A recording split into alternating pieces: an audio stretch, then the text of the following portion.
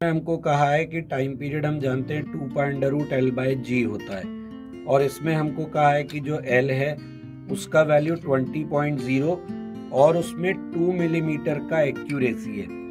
ये जो 2 मिलीमीटर की एक्यूरेसी हमको दी गई है इसका मतलब क्या है? इसका मतलब ये है कि हमें यहाँ पे एक तरीके से एरर दिया हुआ है।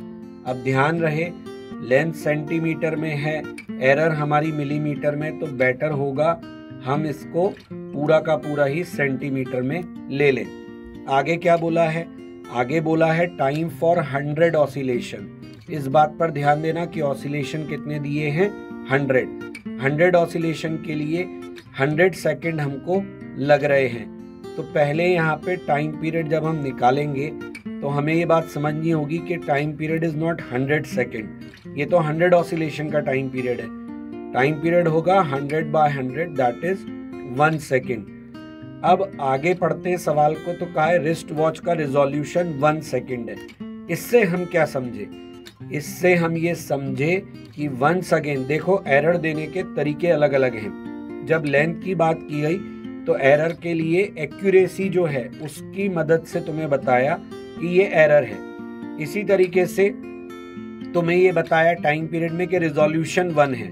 रिजोल्यूशन 1 है इसका मतलब यहाँ भी हम लिखेंगे कि प्लस माइनस लगाकर।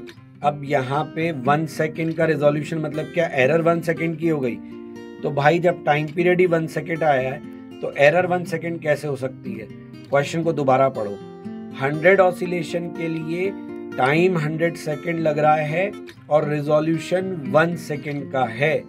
तो अगर मैं 1 सेकेंड के लिए बात करूं तो 100 ऑसिलेशन 1/100 ये मेरा रिजोल्यूशन होगा। तो मेरा रिजोल्यूशन 1/100 आएगा क्योंकि ये तो 100 ऑसिलेशंस के लिए 1 सेकेंड का रिजोल्यूशन आ रहा था।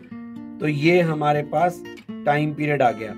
तो टाइम पीरियड को हम लिख लेंगे 1 ± 0.01 सेकेंड। तो हमारे पास लेंथ है, टाइम है। अब आगे क्या बोला है? Accuracy in the determination of G। तो अब accuracy in the determination of G हम क्या करें?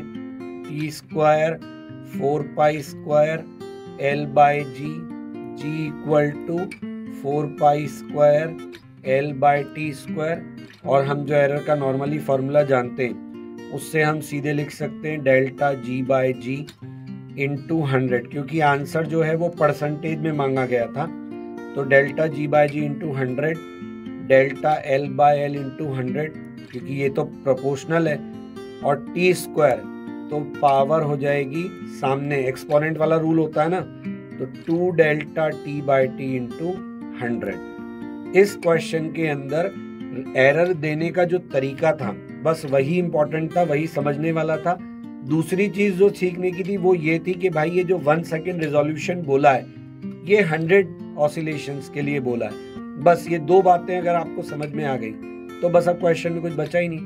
ΔL/L में क्या रखोगे? 0.2 / 20 × 100। और यहाँ पे ΔT ये ऑलरेडी 0.01 है, × 100 / 1।